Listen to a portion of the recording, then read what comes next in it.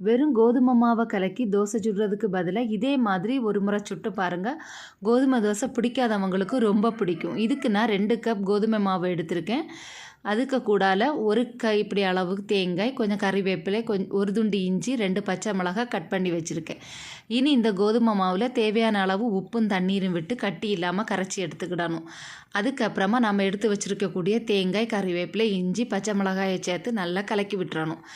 கலக்கி விட்டதுக்கப்புறம் தோசைக்கல்லை அடுப்பில் வச்சு கல் சூடானதும் 1 கரண்டி தோசை மாவை நல்லா நைஸாக விட்டு பரத்தி எடுத்துக்கிடணும்.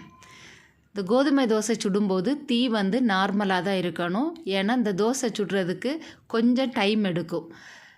தீ அதிகமாக வச்சோன்னா தோசை கரிஞ்சிரும், உள்ளே வேகாது. கோதுமை மாவு வெந்து வர்றதுக்கு கொஞ்சம் லேட் ஆகும்.